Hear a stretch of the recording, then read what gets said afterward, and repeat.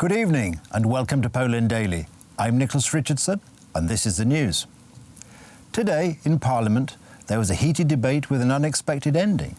The motion filed by the Civic Platform Party to remove the Minister of Internal Affairs and Coordinator of the Special Services, MARIUSZ KAMINSKI, was rejected.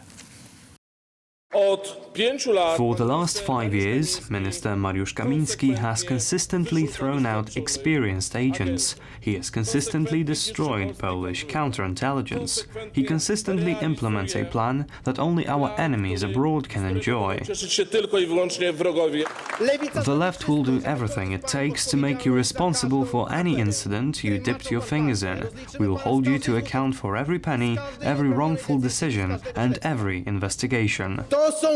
These are the handcuffs you wanted to use against Mr. and Mrs. Kwaśniewski.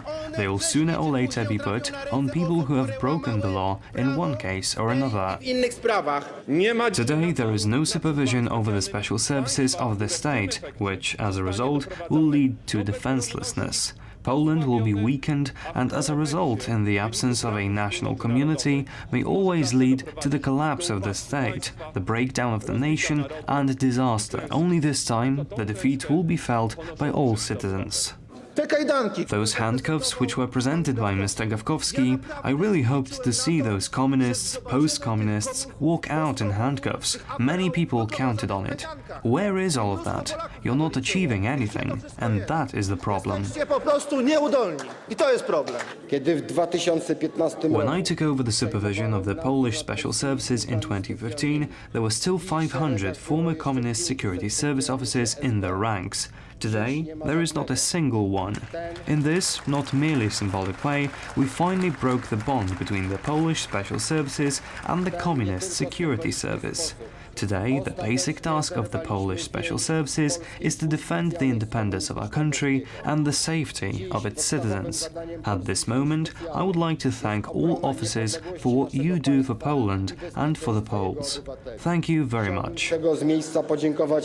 Głosowało 450 posłów, 216 za. 450 members voted, 216 in favor, 233 against, and 1 abstained.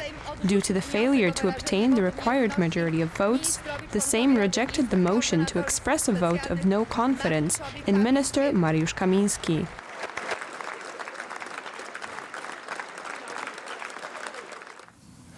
Poland has given its official response to the Court of Justice of the European Union in Luxembourg regarding the recent amendments to the Supreme Court bill. In the document, the Polish government asks that the motion of the European Commission to enact temporary measures against Poland be rejected. The European Commission filed the motion in October last year. Poland also asked that the ECJ hear judges of the disciplinary chamber of the Polish Supreme Court as witnesses. The Polish government keeps insisting that the European Commission has no right to interfere in the internal matters regarding changes in the judicial system of any EU member state. We will be consequently stressing that this motion is without basis and that the disciplinary chamber showed its independence when a few days ago it overruled the dismissal of attorney Roman Giertych. As reported by Radio RMF, judges of the European Court of Justice are surprised by the motion to question witnesses, and the decision whether to put them on the stand will probably be made by the president of the ECJ himself, Cohen Leonard. The Lone Justice Party took control of the courts, the prosecutor, the National Council of the Judiciary and the Constitutional Tribunal, plus they created the disciplinary chamber of the Supreme Court. There are only a few courts left, which are independent, but it's not much. If the Court of Justice of the European Union agrees to the motion of the European Commission, the disciplinary chamber of the Polish Supreme Court will be suspended. If the Polish government refuses to abide, it may be penalized financially. I only hope that the government of the Lone Justice Party abides by the ruling of the Court of Justice of the European Union. I can't imagine a situation where the personal ambitions of the ruling party are more important than the loss of millions of euros every day. According to unofficial sources, the trial will commence by the end of this month, and the final verdict will be given in March. 78 years ago today, during the Second World War, the Union of Armed Struggle was transformed into the Home Army, thus creating the largest underground army in German-occupied Europe. Today, the memory of the Home Army's achievements is a core element of Polish patriotism. Przysięgam być wierny ojczyźnie mej. I swear to be faithful to my homeland, the Republic of Poland. This was the beginning of the oath of the soldiers of the Home Army. Those, as the colonel said, who have been part of the Polish armed forces fighting on all fronts in World War II for freedom and independence from February 14th. I swear to be faithful to my homeland, the Republic of Poland. For this loyalty, the loyalty to the homeland, the soldiers of the Home Army had to pay the highest price. Na wszystkich frontach II wojny światowej o wolność i niepodległość. W tej chwili, jak powiedziałem, At the moment there are only a handful of us left. Our ranks are decreasing. We are slowly moving into history, but the memory remains and must remain for the next generations. I am glad that this memory is being cultivated at the moment, that we do not forget about it. Let us remember that today is not the anniversary of the creation of the Home Army, but the anniversary of its transformation from a union into an army, a part of the Polish army, subordinated to the legal government of Poland. Honor the memory of the fallen and honor the memory of its members. nie powstania Armii Krajowej, a jej tylko przekształcenia jej nazwy. Thousands of hospital workers donned white coats as they marched through Paris today. The protesters are demanding greater investment in the health service to fund higher salaries and the hiring of new nurses. Health workers who have been holding strikes for over 10 months to demand more government funding said hospitals have been thinly staffed for years and patient care has deteriorated.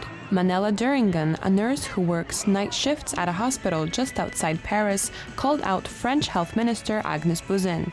Mrs. Buzyn has to stop saying that all is well and that she's given money and doesn't know what we are doing in the streets. I'd like to see Mrs. Buzyn one day in a bed being told there is no personnel, we cannot relieve your pain and change you. Ms. DURINGON argues that French hospitals are in a state of complete chaos. The